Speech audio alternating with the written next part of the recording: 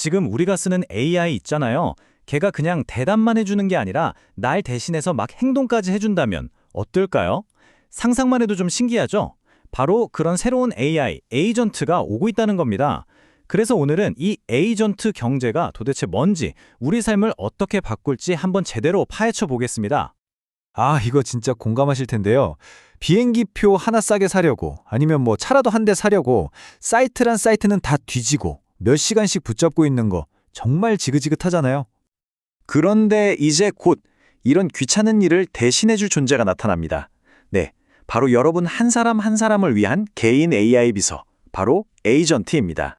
자, 개인 AI 에이전트라. 그냥 우리가 알던 챗봇이랑 뭐가 다른 걸까요? 궁금하시죠? 첫 번째 파트에서는 바로 이 새로운 개인 비서가 도대체 뭔지 그 정체부터 확실하게 짚고 넘어가겠습니다. 여기 나온 정의가 딱 핵심을 짚어주는데요. 제가 세 단어만 강조해 볼게요. 자율적으로, 나를 대신해서, 그리고 행동한다. 이게 진짜 중요해요. 그러니까 그냥 정보만 띡 던져주는 게 아니고요. 예를 들어 내 예산에 맞춰서 제일 싼 비행기표 찾아줘 하면 그걸 찾아서 결제까지 그냥 자기가 알아서 다 해버리는 거예요. 이게 바로 에이전트가 하는 행동이라는 거죠. 그럼 얘네들이 왜 그렇게 중요하냐? 바로 경제학에서 말하는 거래 비용을 확 줄여주기 때문이에요. 거래 비용이라는 말이 좀 어렵게 들릴 수 있는데 쉽게 말해서 우리가 뭔가를 사거나 결정할 때 드는 모든 노력, 그러니까 시간, 에너지, 스트레스 이런 걸 다 합친 거예요. AI 에이전트는 이 모든 수고를 거의 0으로 만들어준다는 거죠. 엄청나죠? 좋아요. 그럼 이렇게 대단한 에이전트들 과연 어디서 제일 먼저 만나볼 수 있을까요? 여기 표를 보시면요. 아주 재미있는 공통점이 보입니다. 에이전트는 뭐랄까 되게 복잡하고 돈이 많이 오가고 선택하기 어려운 시장에 제일 먼저 도입될 거라는 거예요. 예를 들면 부동산, 아니면 취업시장, 심지어는 데이팅 앱 같은 곳들이요. 왜냐? 바로 이런 곳들이 아까 말씀드린 거래 비용, 즉 우리가 쏟아야 하는 노력이 가장 큰 시장이기 때문이죠. 딱 맞아떨어지지 않나요? 자, 이렇게 우리 삶을 편하게 해줄 AI 에이전트. 그럼 이건 도대체 누가 만들어서 우리 손에 쥐어주게 될까요? 이제 그 공급 문제를 한번 들여다보겠습니다. 지금 시장을 보면요. 크게 두 가지 방식이 아주 치열하게 경쟁하고 있어요. 그리고 이 두 가지 모델 중 어떤 게 대세가 되느냐에 따라서 우리가 앞으로 AI 에이전트를 쓰는 방식이 완전히 달라질 겁니다. 이건 정말 중요한 선택의 문제예요. 이 부분이 정말 중요합니다. 당신의 에이전트냐, 그들의 에이전트냐의 싸움이거든요. 왼쪽의 개인 소유형은 말 그대로 내 거예요. 내가 어떤 사이트를 가던 어떤 앱을 쓰던 항상 나를 따라다니면서 오직 내 이익만을 위해 일하는 충성스러운 비서죠. 반면에 오른쪽의 플랫폼 제공형은 딱 볼링장에서 빌려 신는 신발 같은 거예요.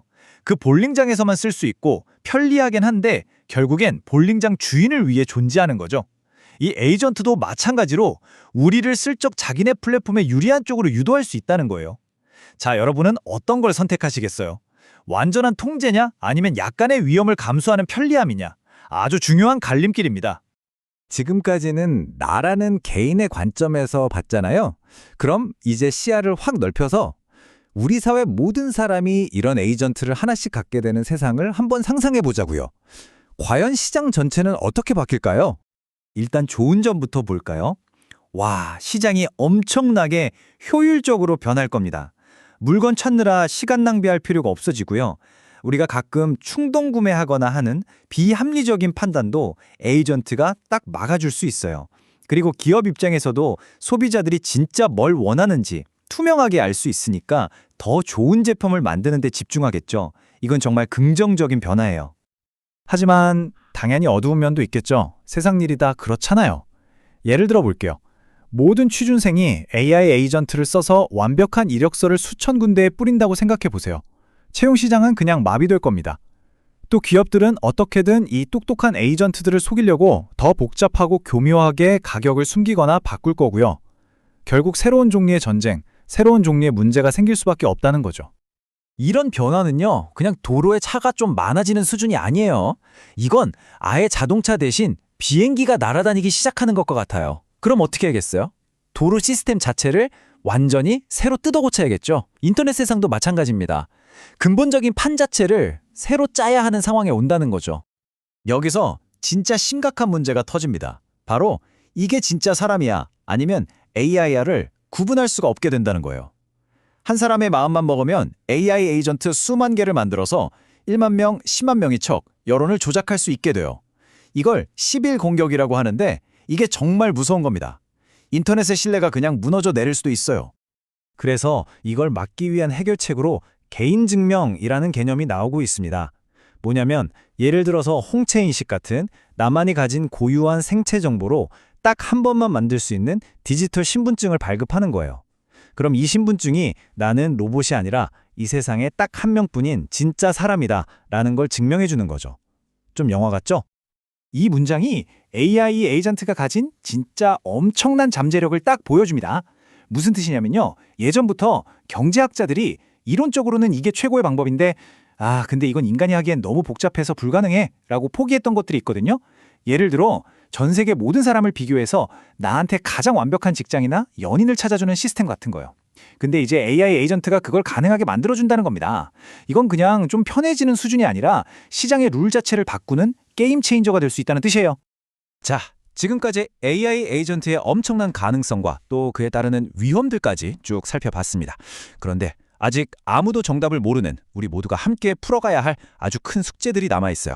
마지막으로 그 질문들을 한번 던져보겠습니다. 에이전트가 우리 경제에 깊숙이 들어오게 되면 정말 골치 아픈 규제 문제들이 생겨날 거예요.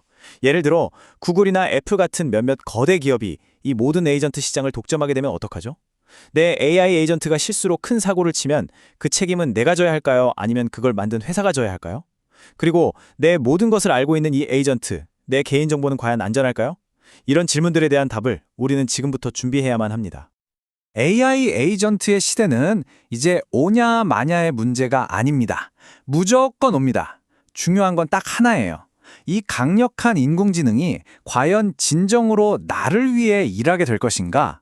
아니면 결국 나를 통제하고 조종하려는 누군가를 위해 일하게 될 것인가? 이 질문에 대한 답은 바로 우리 손에 달려 있을 겁니다.